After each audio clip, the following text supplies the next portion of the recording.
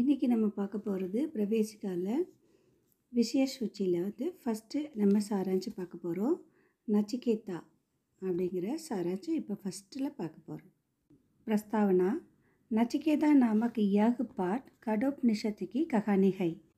कठोपनिषद पुरानी समय का ग्रंथ है. நச்சிகேதா அப்படிங்கிற இந்த பாடத்தில் பார்த்தீங்கன்னா இது வந்து கடோபனிஷத் அப்படிங்கிற ஒரு பழைய ஒரு நூல்லேருந்து எடுக்கப்பட்ட ஸ்டோரி. सारांश वज्राश्रव का यंग. वज्राश्रवर पुराने समय के राजा थे. वे मरने के बाद स्वर्ग जाना चाहते थे, इसलिए वे यज्ञ करने लगे. வஜ்ராஸ்ரவருடைய யாகம், அதாவது வஜ்ராஸ்ரவர் வந்து வாஜஸ்ரவா அவர் வந்து சொர்க்கத்தை போய் அடையணுங்கிறதுக்காக அவர் ஒரு யாகம் செய்கிறாரு. அந்த யாகம் முடிஞ்சதுக்கப்புறம் அந்த பிராமணர்கள் வந்து அவருக்கு வந்து ஆசீர்வாதம் பண்ணுறாங்க. ஆனால் வாஜ்ரவா வந்து அவருக்கு தட்சிணையாக வயதான பசுக்களை வந்து அவங்க தானமாக கொடுக்குறாங்க. वज्राश्रव का मोह. यज्ञ पूरा हुआ. वज्राश्रव ब्राह्मणों को दान देने लगे.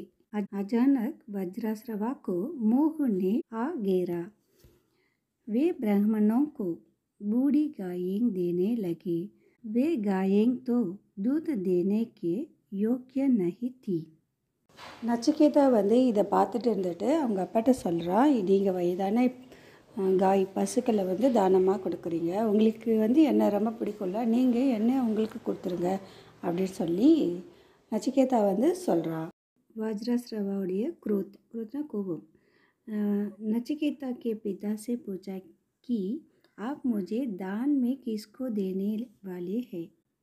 क्रोध में आकर वज्राश्रवा ने कहा कि जा, मैंने तुमकी मृत्यु को दान में दे दिया. यह सुनकर नचिकेता बोला, पिताजी मैं आपकी आज्ञा के पालन करूँगा. திரும்ப திரும்ப இப்படியே நச்சிகேதா கேட்டுட்டு இருந்ததுனால கோவத்தில் வந்து சொல்லிடுறான், நான் உன்னை வந்து மரணத்துக்கு தானமாக நான் உன்னையே கொடுத்துட்றேன் அப்படின்னு சொல்லி டக்குன்னு அவன் சொல்லிட்டான்.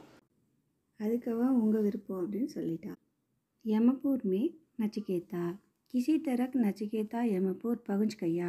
तब यमराज वहाँ नहीं थे. नचिकेता 3 दिन तक यमपुर के दरवाजे पर पड़ा रहा. जब यमराज लौटे तब नचिकेता को देखकर उनको आश्चर्य हुआ. यमराज ने उस बालक से प्यार किया. फिर उन्होंने नचिकेता से यमपुर आने का कारण पूछा. नचिकेता ने सारी बात कह सुनाई. அதாவது யமபூர், அதாவது சொர்க்கத்துக்கு அங்கே மேலே போயிட்டாங்க. அங்கே போனாக்கா அங்கே யமராஜ் வந்து அங்கே இல்லை. 3 நாளில் அவர் வந்து யமலோகத்து வாசல்லையே அவர் இருக்கார், படுத்திருக்கார், உட்கார்ந்துருக்கார் கூட சொல்லி. யமராஜ் வந்து 3 நாளைக்கு அப்புறம் வந்து வந்துடுறாங்க. வந்துட்டு நச்சிகேதனை வந்து பார்த்துட்டு ஆச்சரியப்படுறாரு. அவங்க மேலே ரொம்ப பிரியமாக இருக்கிறாங்க. அப்புறம் ஏன் இங்கே வந்த அப்படின்னு சொல்லி அவர் கேட்குறாரு. அதோட முழு கதையும் அவர் வந்து சொல்கிறார். अगला वर. नचिकेता से प्रसन्न होकर यमराज ने 3 वर मांगने को कहा.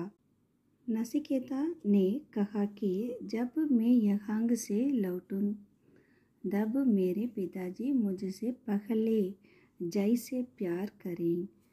यह मेरा पहला वर है. यमराज ने कहा कि ऐसा ही होगा. நசிகேதருக்கு வந்து 3 வரங்களை வந்து யமராஜர் வந்து கொடுக்குறாரு. இங்கேருந்து திரும்பி போகும்போது, அதாவது ஃபஸ்ட்டு வரமாக அவர் கேட்குறாரு நச்சிகேதர், நான் இங்கேருந்து திரும்பி போகும்போது என் அப்பா வந்து முன்னாடி மாதிரியே ரொம்ப பாசத்தோட அன்போடு இருக்கணும் அப்படிங்கிறாரு. दूसरा वर. नचिकेता ने फिर कहा कि स्वर्ग में सुख मिलता है, ऐसा मैंने सुना है. उसे स्वर्ग को प्राप्त करने का रास्ता क्या है. इस पर यमराज ने समझाया कि नचिकेता को स्वर्ग पहुंचाने के लिए क्या करना चाहिए. அடுத்தது 2வது வரமாக கேட்குறது வந்து அப்பாவுடைய ஆசையை வந்து நிறைவேற்றணும் அப்படின்னு. तीसरा वर. नचिकेता ने कहा कि मैं आत्मा के बारे में जाना चाहता हूँ। यमराज के कोई और मांगने को कहा, लेकिन नचिकेता अडिग था, इसलिए यमराज ने आत्मा के बारे में बताया. நச்சிகேதா நான் ஆன்மா பற்றி நான் தெரிஞ்சுக்க விரும்புகிறேன்னு அவர் யமராஜர்கிட்ட கேட்குறாரு. ஆனால் அவர் சொல்லலை. பிடிவாதமாக நச்சிகேதா இருந்ததுனால யமராஜ் ஆன்மா பற்றி ஆன்மானா என்னங்கிறத பற்றி அவர் சொல்கிறாரு.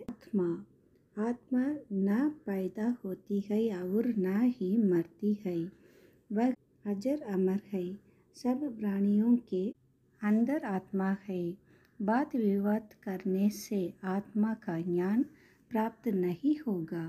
ஆன்மா அப்படிங்கிறது அந்த ஆத்மா சொல்லலையே, அது பிறப்பது கிடையாது, அது இறக்கிறது கிடையாது, அது அழியாதது. ஒவ்வொரு உயிர்களுக்குள்ளேயும் ஆன்மா இருக்குது. ஆன்மா பற்றி நம்ம சொல்ல முடியாது. அந்த உடல்கள் தான் வேறு வேறு போயிட்டு இருக்குமே தவிர ஆன்மா அழியாது அப்படிங்கிறார். उपशंकर. आत्मा के बारे में बताने के बाद यमराज ने नचिकेता से कहा कि पुत्र, आप गुरु मुनियों के पास जाकर उनसे ज्ञान प्राप्त करो. इस पर नचिकेता भूलोक वापस आया. முடிவுரையில் என்ன சொல்கிறாங்கன்னா, அந்த நச்சிகேதன் கிட்ட யமராஜ் சொல்கிறாரு, ஆன்மா பற்றியெல்லாம் சொல்கிறாரு. 3வது வரமாக ஆன்மா பற்றி தெரிஞ்சுக்கணும் அப்படின்னு சொல்லிட்டு யமதர்மர்கிட்ட கேட்குறாரு. அதுக்கு யமதர்மர் என்ன சொல்கிறாருன்னா, நீ சின்ன பையன், அதனால் கொஞ்சம் பெரியவன் ஆனால் தான் புரியும்னு சொல்லி விளக்குறாரு. ஆனால் அவங்களுக்கு நான் ஆன்மா பற்றி தெரிஞ்சுட்டே ஆகணும்னு பிடிவாதமாக சொல்கிறார். அதனாலே யமதர்மன் சொல்கிறாரு, ஆன்மா ஒருபோதும் அழியிறது கிடையாது, பிறக்கிறதும் கிடையாது.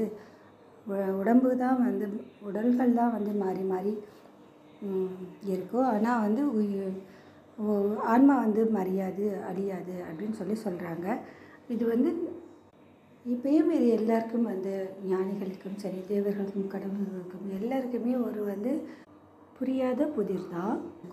ஞானிகள் பார்த்திங்கன்னா உயிர்கள் அனைத்தும் ஒன்றுன்னு பார்ப்பாங்க. அடுத்தவங்கள்ட்ட இருக்கிற அந்த உயிர் நம்மக்கிட்டையும், நம்மக்கிட்ட உள்ள உயிரினங்கள்கிட்டையும் அப்படி மாறி மாறி அது உடல்கள் தான் மாறி போகுதே தவிர அந்த உயிர் அந்த ஆன்மா மாறாது, அழியாது அப்படிங்கிற கான்செப்டில் சொல்லியிருக்காங்க. அதனால தான் ஞானிகள் பார்த்திங்கன்னா எப்போவும் சாந்தமாகவும் இருப்பாங்க. என்னென்னா ஒரு மகிழ்ச்சியையும் காமிக்க மாட்டாங்க, சோகமும் காமிக்க மாட்டாங்க. அவங்க எப்போவும் சமநிலையோடு இருப்பாங்க. அது பற்றி நீ பின்னாடி ஒரு பெரியவனானதும் தெரிஞ்சுக்கோ அப்படின்னு சொல்லி அவரை அனுப்பி விட்டுறாங்க. தேங்க்யூ. அடுத்த சாராஞ்சில் பார்க்கலாம்.